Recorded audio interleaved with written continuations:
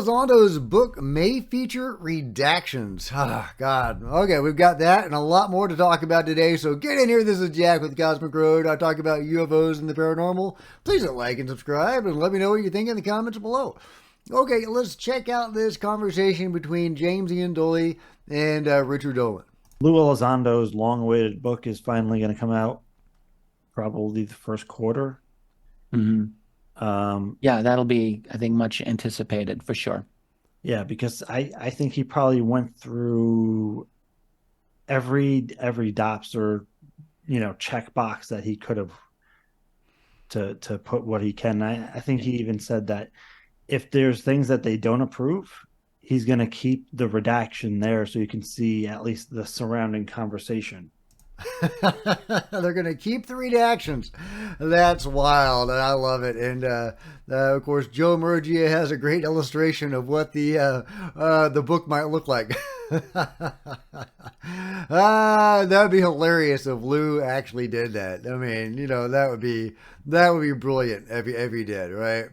So what do you think? Is Lou Elizondo going to have his book redacted? I've been hearing different dates about when it's going to come out. Yeah, maybe spring, maybe summer. We will see when we see it.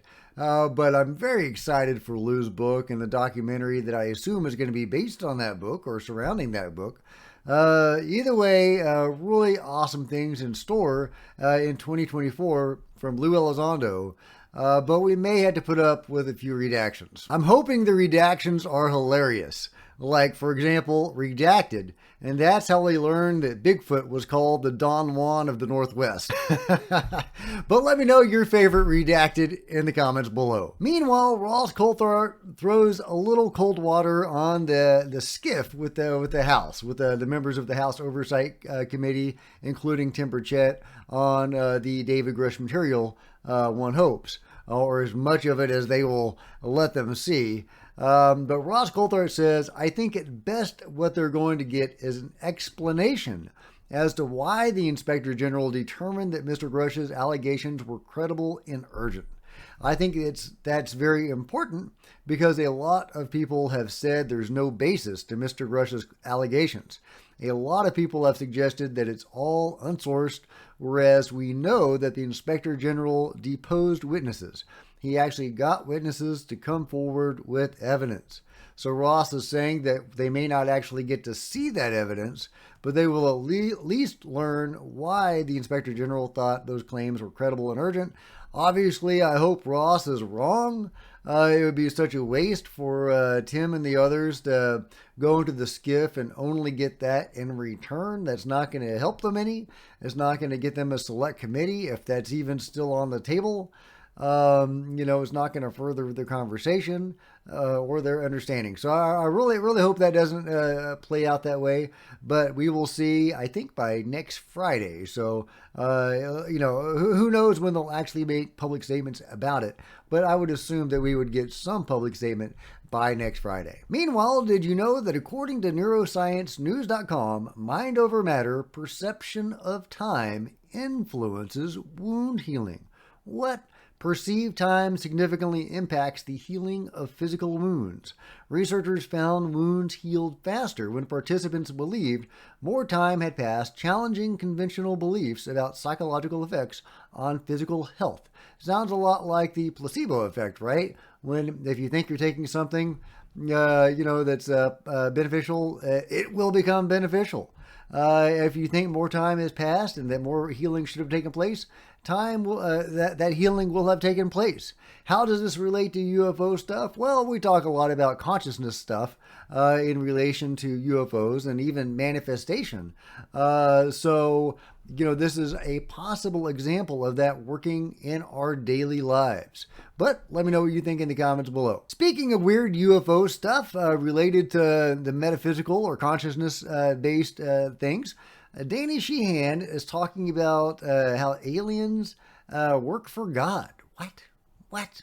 Extraterrestrial being. That being was questioned and they had discussions with that person, that being, and that being said that he was part of a group that they came from different star systems, and they were working in a coordinated way to monitor what the state of development of life was on different planets inside our galaxy. And these were the people that were coming here to our planet to monitor what our civilization was like.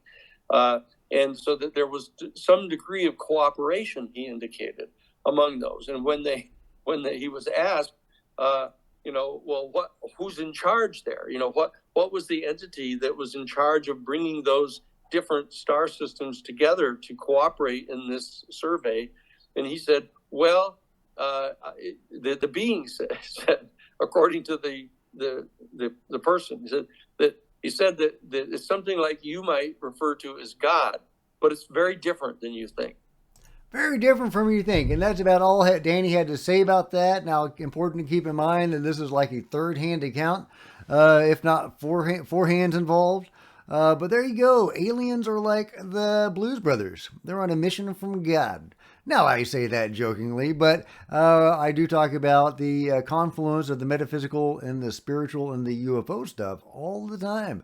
I think that's a very key part of this, and we're never really going to understand the UFO phenomenon without embracing all its aspects. Then we might actually have a back door into understanding the UFO phenomenon by going in through some of these other aspects. That's actually what got me into ghost hunting. I thought I was actually investigating ET extra-dimensional technology or its effects, possibly. I think that's what actually got me into the spiritual, was doing ghost hunting. I thought I was studying aliens, because at the time I was an atheist. And for those that are pedantic, I was non-spiritual. Some people say, okay, atheist, that's not a believer in a religion, but you can still be spiritual.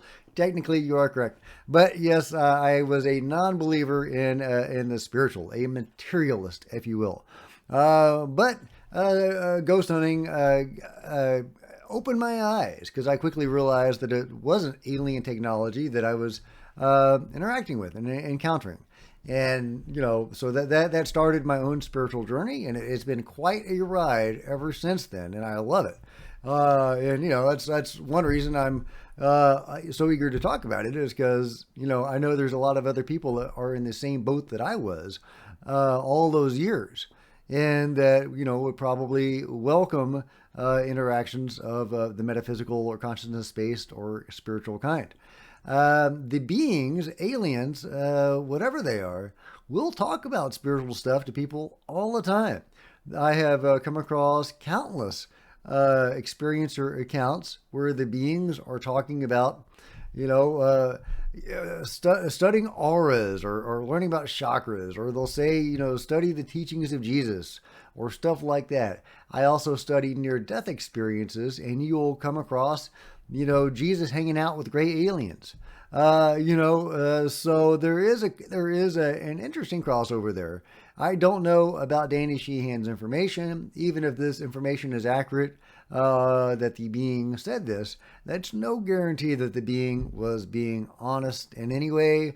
I would love it if we could trust what the beings had to say, but unfortunately, we can't. So, at least I can't. If you believe everything the beings say, then let me know. Or if you believe this particular being was telling the truth, let me know in the comments below. I reserve judgment until I see some corroboration, and even then, of course, that can be manipulated.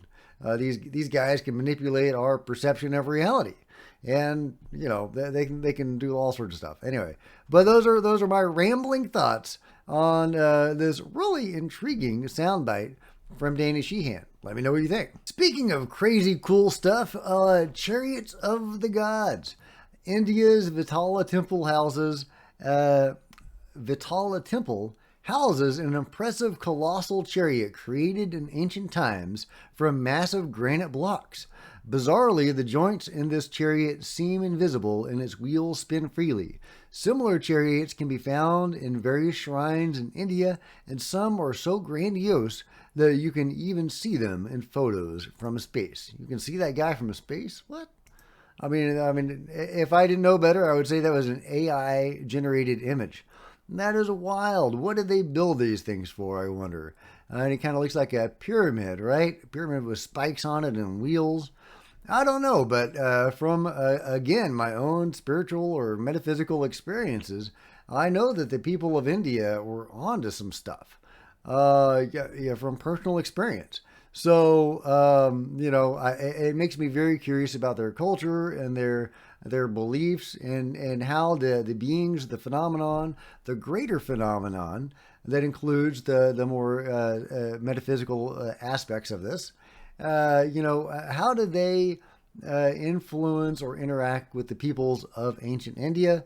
I am just extremely fascinated by that. They've got depictions of gods and all sorts of complicated cosmologies in their mythology, and it makes me wonder how much of that could possibly be true, because they nailed some stuff. I had a Kundalini awakening, and they had mapped that out pretty darn well. If you want to learn more about my Kundalini awakening, go to my playlist under my experiences, and you can learn all about it. And that was a textbook Hindu Kundalini awakening. I'm not using that in the broader sense of the word to meaning any enlightenment or awareness modality. Okay, since we're getting a little weird today, a little funky, here's Dr. Stephen Greer, my favorite ufologist, talking about how the beings manifest their clothes. Something that some of us may have wondered about. They dissect these beings, supposedly, and they come across their crazy clothes that are, like almost part of them, and that seem designed to interact with not only their bodies, but the field of the ship itself. It's really fascinating. Well, here's an older video where Stephen Greer discusses how they arrive at these clothes. I said, well, the way that the suit is made, they just stand into an energy field that has a resonant, and it materializes around them. Like 3D printing, but like a 3D zip. So there are no, and it comes off the same way. It dematerializes off. Another reason we need UFO disclosure, guys, so we can get our hands on this fancy pants taking off technology. I'm kidding, of course, but that does sound pretty cool. If you can manifest objects around you and take them away, I mean, that is amazing. I've heard that, the beings can engineer things on an atomic scale, and they can basically create reality. So, they can create matter. I mean, matter can't be created or destroyed, right? But maybe it can be converted from energy. I don't know how it works. I don't know what the being's technology is. Maybe there is a loophole around that immutable law as we know it. Maybe they don't know that law. Either way, I'm having fun with this video, but, I do believe that Stephen Greer is probably not wrong about this. At least it does fit some of the experience or accounts that I've read about beings being able to manifest matter. So let me know what you think about that and everything else covered today in the comments below. And if you've enjoyed this video, please give me a big thumbs up. Join me on social media. Facebook, Twitter, and Discord links are below. If you wanted to support Cosmic Road in an even bigger way, please grab a coffee mug or a t-shirt in the merch store below or become a channel member. Channel members are rock stars, and I really appreciate you guys' support. Also, channel members frequently get to see videos hours ahead of everybody else. So, meanwhile, there are plenty of other videos to check out on the channel, and I'll see you guys next time. This is Jack with Cosmic Road, signing out.